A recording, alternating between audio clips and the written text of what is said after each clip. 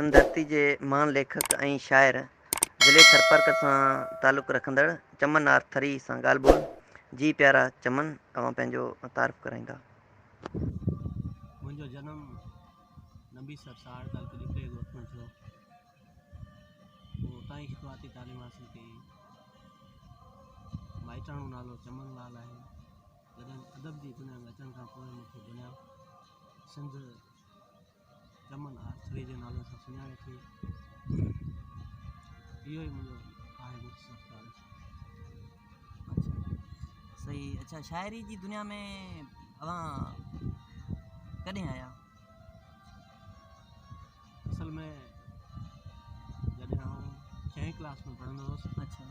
त मुंहिंजे वालिद साहबु पाण बाबा साईं जो लॻाव हूंदो किताबनि सां। अच्छा। उनजे करे असांखे नंढे हूंदे खां ई अदबी माहौल मिलियो।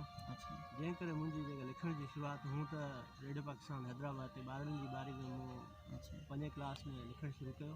पर बाक़ाइदे जंहिंखे पाण लिखत चऊं कंहिं प्रिंट मीडिया में, उहा लिखत जेका शुरूआति मूं कई 1997 में जॾहिं आउं 7वीं क्लास में पढ़ंदो हुउसि, तॾहिं खां मूं लिखण जी शुरूआति कई। ऐं मुंहिंजो पहिरियों शेर जेको उन वक़्तु 12 साल जो निकिरंदो हो महताब, उन में मुंहिंजो पहिरियों शेर छपाणो हो जेको 1997। अच्छा, ठीकु चमन। जेको सो शाइर आहे न, शाइरी कंदा आहिनि, जेको माना वॾे में वॾो शाइर सिंध जो, उहो अव्हांखे कहिड़ो शाइर वणे थो या पसंदीदा शाइर अव्हांजो कहिड़ो? असल में फ़िलहाल को बि शाइर वॾो न आहे हूंदो, न वरी को शाइर नंढो हूंदो। अच्छा। शाइर त सभु शाइर हूंदा आहिनि। जीअं त सॼी सिंध, सॼो मुल्क पंहिंजो या सॼो दुनिया जेका आहे, सॼो असांजो हीउ खितो आहे एशिया जो, उहो जंहिं शाइर खे पसंदि करे थो, आउं उन खे पसंदि कयां थो। जीअं तव्हां सम्झी विया हूंदो लाल लतीफ़, जंहिंखे शाद लतीफ़ चयो वेंदो आहे, भिठ धणी हुनखे चवंदा आहियूं पाण। हू हुनजो जेकॾहिं असीं पैगाम पढ़ूं था, समूरा जेके दुनिया जा शाइर आहिनि, उन्हनि जी शाइरी, उन्हनि जो फ़लसफ़ो, उन्हनि जो पैगाम असांखे लतीफ़ उन करे वॾो नंढो कंहिंखे नथा चऊं। बाक़ी अज़ीम शाइर शाद लतीफ़ जेका ई हुआ, उनखे आउं पसंदि कंदो आहियां। उन मां ई मूं हौसलो वरितो आहे, उन ई खे मूं बुनियादु बनाए शाइरी कई। बिल्कुलु सही। अच्छा, अव्हांजे ख़्यालनि मूजिबि इहा शाइरी छा आहे? इहो त इंतिहाई ॾुखियो ऐं वॾो सुवालु आहे त शाइरी छा आहे। अच्छा। पर हाणे जेकॾहिं असां हुनखे किताबी ॿोली में चवंदासीं, लफ़्ज़नि जी ॿोली में चवंदासीं त शाइरी रूह जी रड़ आहे, अंदरि जो आवाज़ु आहे, अकेलाई जो सनीहो आहे। अच्छा। ऐं कॾहिं कॾहिं मेल माण्हुनि में माण्हू खे तनाई महसूसु थींदी आहे, तॾहिं बि शाइरी थी वेंदी आहे। अकेलो माण्हू ॾिठो हूंदो आहे, तॾहिं अंदरि मां जेको अहसासु निकिरंदो आहे उनखे असां शाइरी में रूप ॾींदा आहियूं, शाइरी चवंदा आहियूं। शाइरी हयाती आहे, शाइरी हुस्न आहे, शाइरी सभु कुझु आहे। मतिलबु कहिड़े रूप में, कहिड़ी कैफ़ियत में माण्हू वेठो आहे त माना शाइरी करे सघे थो? शाइरी कैफ़ियतुनि जी मोहताज न आहे हूंदी। अच्छा। शाइरी जी का मौसम न आहे हूंदी। शाइरी को टक न आहे ॾिसंदी। शाइरी खे असांजे अंदरि में अचण लाइ कंहिं बि वीज़ा पासपोर्ट जी ज़रूरत न आहे हूंदी। शाइरी त वाज झुके जीअं आहे, जेको बग़ैर कंहिं मोकल वठण जे असांजे दरनि मां असांजे हली वेंदो आहे। ईअं ई शाइरी जी आमद कॾहिं आधी राति जो थींदी आहे, कॾहिं मेड़ माण्हुनि जे में थींदी आहे। उनजो कोई पल, उनखे काई झल न आहे। अच्छा। अव्हांजो मूं हिकिड़ो शाइरी में को अव्हांजी जेको नाले वारी सिट आहे उहो ॿुधी हुई त मुंहिंजे दज़ियल ज़हन मथां लाथा चमन ॼारा आहिनि। सो अहिड़ियूं काफ़ी जेको सो अव्हांजी शाइरियूं पढ़ंदो आहियां, किताब अव्हांजो, सो उन में ॾाढी तमामु शाइरी सुठी वणंदी आहे। ऐं अव्हांखे जेको सो पंहिंजी शाइरी आहे उहो कहिड़ो शहर वणंदो आहे सुठो?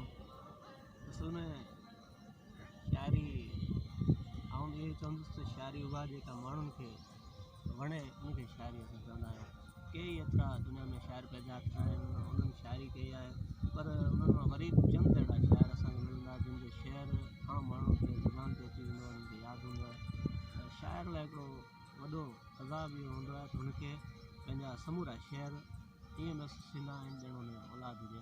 छो त असां जॾहिं बि कोई शेर लिखूं था, उहो असांखे पुटु या धीउ मिसल हूंदो आहे, औलाद मिसल हूंदो आहे। हिनजे करे को औलाद हुनखे जेकॾहिं असीं चऊं त असांजो पुटु सुठो लॻे थो या धीउ सुठी लॻे थी, उनजे करे मुंहिंजा समूरा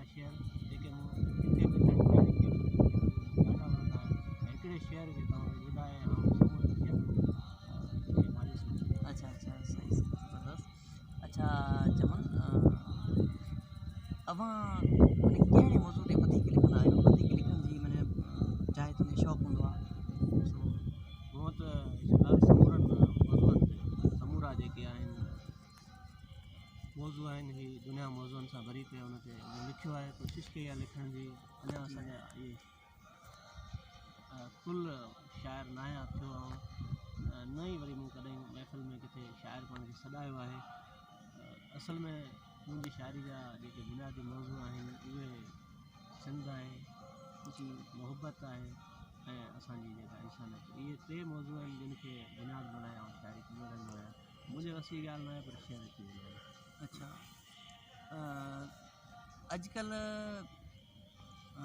आउं पढ़ंदो आहियां फेसबुक ते त ख़ासि करे हर माण्हू माने शाइरी पियो कंदो आहे न, पर उन जा असरात या उन जे बारे में अव्हां छा चवंदा?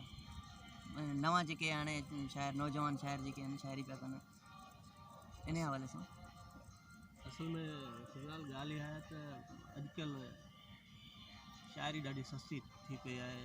सोशल मीडिया जो दौरु आहे। जेको दोस्त जंहिंखे शौक़ु आहे हिन फील्ड जो उहे बस तूं लिखी उनखे फेसबुक ते रखी छॾींदा आहिनि, ट्विटर ते रखी छॾींदा आहिनि त उन्हनि खे हिकिड़ी मान्यता मिली वेंदी आहे। अॻे ईअं कोन हूंदो। असल में शाइरी ईअं न आहे की भई हिनखे शाइरी न आहे चइबो। शाइरी लिखण लाइ त घणो कुझु करिणो पए थो। शाइरी लाइ पहिरीं जेका शइ आहे जंहिंजो आउं अॻे बि ज़िक्र कंदो रहंदो आहियां त शाइरी लाइ पहिरीं माण्हू खे मुताले जी ज़रूरत हूंदी आहे। जेतिरो वधीक पढ़ियलु हूंदो त उनजी शहर में ओतिरी वधीक पुख़्ती हूंदी। उन खां सवाइ मुशाहिदो माण्हू खे सुठो शाइर बणाए सघे थो। हिते मुताले जी ॻाल्हि अचे थी, दोस्त वरी इहो सुवाल कंदा त कुझु अहिड़ा माण्हू आहिनि जेके अणपढ़ियल आहिनि, उन्हनि जो मुतालो न आहे। त उन्हनि दोस्तनि खे इहो ॿुधाईंदासीं त अणपढ़ियल माण्हू जेके हूंदा आहिनि उहे खणी मुतालो न आहिनि करे सघंदा, पर उन्हनि खे कुदरत तरफ़ां जी दात मिलियल हूंदी आहे या उन्हनि जो मुशाहिदो हूंदो आहे। उन्हनि खे ज़िंदगी जा दर्द तकलीफ़ूं मुश्किलातूं एतिरो घणो कुझु पढ़ाए छॾींदा आहिनि जो उन्हनि जे शहर में लघूगत हूंदी आहे, माण्हू उन्हनि खे पसंदि कंदा आहिनि। जीअं अणपढ़ियल जी ॻाल्हि अची पर जेको साईं शाह अब्दुल लतीफ़ भिटाई आहे सो इन जे हवाले सां इन जी ज़िंदगी जे बारे में कुझु ॿुधाईंदो शाइरी? साईं ॻाल्हि इहा आहे त शाह अब्दुल लतीफ़ भिटाई जंहिंजे बारे में घणो कुझु लिखियो वियो आहे, घणो कुझु पढ़ियो वियो आहे, घणो कुझु ॿुधो वियो आहे। हाणे इहो हिकिड़ो वॾो बहस आहे, हिन ते माण्हू ॾींहंनि जा ॾींहं ॻाल्हाए। ईअं चवां सालनि जो सालूं जेकॾहिं माण्हू ॻाल्हाईंदो तॾहिं बि लतीफ़ सां निभाउ न आहे करे सघंदो। हू बि लतीफ़ वॾो शाइर आहे, उन ते पाण सुठे नमूने नथा ॻाल्हाए सघूं। बहरहाल लतीफ़ जे बारे में जीअं तव्हां चयो त अणपढ़ियल हुई, बहरहाल जेकॾहिं लतीफ़ साईं अणपढ़ियल हुजे हा त हुन सां गॾु क़ुरान शरीफ़ या मौलाना जलालुद्दीन रूमी इहो जेको मसनवी आहे रूमी जी उहो बि गॾु रखंदो हो। शाह अब्दुल करीम भिटाई जो रिसालो रखंदो हो। ज़ाहिर इन ॻाल्हियुनि में इहो ज़ाहिर थिए थो लतीफ़ साईं पढ़ियल ज़रूरु हुआ, जंहिंजे करे इहे शयूं पाण सां गॾु रखंदा हुआ। असांखे लतीफ़ साईं जी शाइरी मां जेकॾहिं असीं पढ़ूं था क़ुरान शरीफ़ जो हुन ते असरु असांखे मिले थो। जलालुद्दीन रूमी जो बि असरु साईं जी शाइरी ते मिले थो असांखे। शाह अब्दुल करीम भिटाई जो जेको ॾाॾो हुयो पढ़ ॾाढो, उनजो बि असरु असांखे मिले थो। उन मां हिकिड़ी ॻाल्हि साबित थिए थी त लतीफ़ साईं सुठो ख़ासि पढ़ियलु हुयो ऐं वॾो फिलासफ़र हो। ऐं न सिर्फ़ु हुनखे असां शाइर करे हिते पेश कयूं, लतीफ़ साईं हिकिड़ो वॾो साइंटिफिक सोच रखंदड़ माण्हू। लतीफ़ साईं जा जेकॾहिं शेयर असीं हिन वक़्तु पढ़ूं था त असांखे महसूसु ईअं थींदो आहे त लतीफ़ असां खां 4-5 सदियूं पहिरीं थी गुज़री विया आहिनि, पर संदन शेयर असांखे ईअं महसूसु थींदो आहे त अॼु बि जेको असांजा हालात आहिनि, अॼु के ॾींहं जी जेके सिंध जूं हालतूं आहिनि या दुनिया जूं हालतूं आहिनि, उन्हनि ते लतीफ़ एतिरो पुराणो अलाए कॾहिं अॻु में लिखी वियो आहे। उन मां असां लतीफ़ साईं खे न सिर्फ़ु शाइर सम्झूं था, वॾो फ़लसफ़ी सम्झूं था, साइंटिफिक सोच रखंदड़। लतीफ़ साईं जी शाइरी खे जंहिं पासे बि खणी वेंदासीं उन पासे उनजो कोई मिसाल मिलणु असांखे मुश्किल थी वेंदो आहे। ज़बरदस्त। अच्छा, पंहिंजा जेके शाइर नौजवान शाइर उभरंदड़ शाइर आहिनि, हाणे जेको सो कुझु सिखनि पिया। हाणे के हूंदा आहिनि त यार आउं शाइरी सिखां थो, मूंखे केरु सिखाए। सो असल में हाणे आउं तव्हांजे हिन सुवाल खे सम्झी वियो आहियां। शाइरी हिकिड़ो त असां वटि मुख़्तलिफ़ क़िस्मनि जा शाइर असांखे मिलंदा आहिनि। हाणे हिकु लोक रंग जा शाइर असांखे जेकॾहिं पंहिंजे थर जी ॻाल्हि कयूं त असांखे मुख़्तलिफ़ अहिड़ा माण्हू मिलंदा जेके शाइरी कंदा आहिनि। हाणे उनखे केसती शाइरी असीं चऊं लोक रंग में उन्हनि खे ॻायो वेंदो आहे, मुख़्तलिफ़ फ़नकार ॻाईंदा आहिनि। उहे वरी छा कंदा आहिनि, उन्हनि जा वरी शागिर्द तयारु कंदा आहिनि। माना हिकिड़े उस्ताद जा 3-4 शागिर्द हूंदा आहिनि जेके उन्हनि खे लोक रंग में असल में ॻाल्हि सिखण जी जेका ॻाल्हि तव्हां चयो पिया हिकिड़नि माण्हुनि खे इल्मु उरूज़ जेको शाइरी जेको फॉर्मेट हूंदो आहे जंहिंमें शाइरी लाइ जेका ॿिनि शयुनि जी ज़रूरत हूंदी आहे हिकिड़ी फ़न जी ॿी फ़िक्र जी। फ़िक्र त माण्हू जे अंदरि में मौजूदु हूंदो आहे बाक़ी फ़न सिखणो पवंदो आहे। के दोस्त फ़न जेके सिखण लाइ उस्ताद कंदा आहिनि या सुठो को किताबु उन्हनि खे मिली वेंदो त उन मां सिखंदा आहिनि। त शाइरी असल में शाइरी सिखी न आहे वेंदी पर शाइरी जो फ़न सिखियो वेंदो आहे। बाक़ी फ़िक्र त हर माण्हू जे अंदरि में मौजूदु आहे। उन केतिरा अज़ाब ॾिठा आहिनि, उन केतिरियूं ख़ुशियूं माणियूं आहिनि, उन केतिरा तजुर्बा हासिलु कया आहिनि, उन जो केतिरो मुशाहिदो उन मुताबिक़ ई हू जेको शाइरी कंदो आहे। बाक़ी शाइरी शेर जो फ़िक्र कंहिंखां असां कतई सिखी नथा सघूं। अच्छा हाणे असांखे जेको असांजा नौजवान शाइर आहिनि या उभरनि शाइर उन्हनि जे लाइ को अहिड़ो पैगाम ॾियो जीअं उहे ॿुधी ऐं उन मां जेको सो हिदायतुनि ते अमल बि कनि ऐं कुझु इल्मु उन्हनि खे मिली वञे त शाइरी जे हवाले सां असां शाइरी त कयूं पिया पर असल शइ आहे छा? असल में हिदायत ॾियणु ऐं पैगाम ॾियण में वॾो फ़र्क़ु आहे। हिदायत उहे ॾींदा आहिनि जेके हाफ़िज़ हूंदा आहिनि, उन्हनि जो कमु जेको हूंदो आहे उहो पंहिंजी आख़िरी पुॼाणी ते पहुची चुकंदो आहे। कंहिं बि फील्ड में जेकॾहिं को माहिर हूंदो उहो ई ॿियनि खे, असां त अञा पाण ई सिखूं पिया। असांजो इहो ई पैगाम आहे दोस्तनि खे, हिकिड़ी इल्तिजा आहे, हिकिड़ो अर्ज़ु आहे निमाणो त जेके दोस्त असांजा आहिनि शाइरी जे तरफ़ अचनि था पिया, ॾाढी ख़ुशी जी ॻाल्हि आहे त जेतिरा घटि में घटि शेर लिखनि था उहो ॿियो कुझु कमु नथा कनि। शेर लिखणु असां जी निशानी आहे ऐं शाइर माण्हू जेके हूंदा आहिनि उन्हनि मां उहे सदाईं अमन जा कमु था रहिया आहिनि। ऐं जेके नौजवान दोस्त आहिनि असांखे ॿुधनि पिया उन्हनि खे इहो ई असां अर्ज़ु कंदासीं त हू पंहिंजे मुताले खे वसी कनि। ऐं ॿी ॻाल्हि त अजाई जेका अॼुकल्ह फेसबुक ते वाह जेका आहे उनजे वर न चढ़नि, छो त असां अलाए कहिड़े पासे हलिया विया आहियूं। अदब खे असां अलाए छा बणाए छॾियो आहे।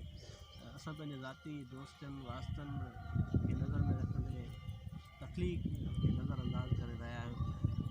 को बि हिकिड़ो दोस्त असांजो आहे, असीं सिर्फ़ु उनखे सुञाणूं था, असां उनजे शेर खे पढ़ण खां पहिरीं उन दोस्त जी ज़ाती जेका संगत सां निभाउ कंदे उनजे हेठां कमेंट में लिखी छॾींदा आहियूं शानदार वाह वाह, जॾहिं उनजी तकलीफ़ असीं पढ़ंदा ई न आहियूं। सो अर्ज़ु इहो कंदासीं त इहे जेके दोस्त वाह वाह कनि पिया उन्हनि जे वाह वाह ते तव्हां न अॻियां कयो, तव्हां तकलीफ़ कयो ऐं उन शोहरत जे पोयां न दौड़ो। छो त जेका शइ हूंदी आहे तकलीफ़ हूंदी आहे माण्हुनि जी उहा कॾहिं न कॾहिं पाण ई ज़ाहिर थी पवंदी आहे। शोहरत तव्हांजे पोयां दौड़ंदी ईंदी। तव्हां सुठो मुतालो कयो, मुशाहिदो कयो, सुठनि दोस्तनि सां वेहो, सुठा किताब पढ़ो, सुठनि बाग़नि ते वञो, इहा ई माना सुठी शइ आहे।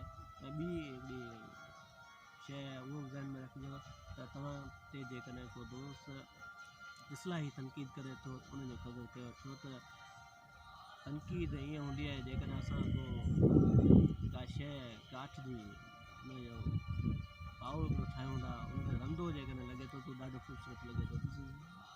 इन ई तरीक़े सां जेकॾहिं असांजो शहर आहे हिकिड़ो ख़ाली पियो आहे उन ते जेकॾहिं को तनक़ीद जो रंधो हणे थो, उनखे साफ़ु करे थो, उनखे सुहिणो सिंगारे करे पेश करे थो त उन मां असांजे शहर जी ख़ूबसूरती ज़ाहिर थींदी आहे। असांखे उन में नुक़सानु आहे पर कई अहिड़ा असांजा दोस्त आहिनि जेके तनक़ीद बर्दाश्त न आहिनि कंदा ऐं घणो कुझु करे वेंदा आहिनि। सो पैगाम इहो ई आहे त सुठनि शाइरनि खे पढ़ो ऐं सुठनि माण्हुनि सां वेहो, मोहबत कयो, धरती सां मोहबत कयो, पंहिंजो पाण सां मोहबत कयो। इहो ई शाइरी जो पैगाम आहे। इहो थैंक यू प्यारा चमन आर्थरी। ऐं आख़िर में अवां हिकिड़ो पंहिंजो शेर ॿुधाए छॾंदा त ॾाढी ख़ुशी थींदी। शेर लाग में तव्हांखे अर्ज़ु कयमि त शाइरनि खे पंहिंजी शाइरी तमामु घटि यादि हूंदी आहे। बहरहाल हिकिड़ो आहे शेर है, गज़ल है। साथ तुंहिंजो सुख ऐं सुराणा मुंहिंजो जीवन बसि ॾुखनि जी खाणा। साथ तुंहिंजो सुख ऐं सुराणा मुंहिंजो जीवन बसि ॾुखनि जी खाणा। वाह ओ पखियुनि जे राग जहिड़ी छोकिरी, ओ पखियुनि जे राग जहिड़ी छोकिरी तुंहिंजे टहकनि ते चढ़ियो महिराणा। हुनजे चहिरे खे चुमी अखिड़नि चयो, हुनजे चहिरे खे चुमी अखिड़नि चयो थी वई पूरी इबादत हाणा। साथ तुंहिंजो सुख ऐं सुराणा मुंहिंजो जीवन बसि ॾुखनि जी खाणा। ज़बरदस्त। सिकनि जे चुगनि जा छिकी जलियो छेड़ा, जे हूंदी हयाती त वरी थींदा मेड़ा, सिकनि जे चुगनि जा छिकी जलियो छेड़ा, चङो पार बेड़ा, चङो पार बेड़ा।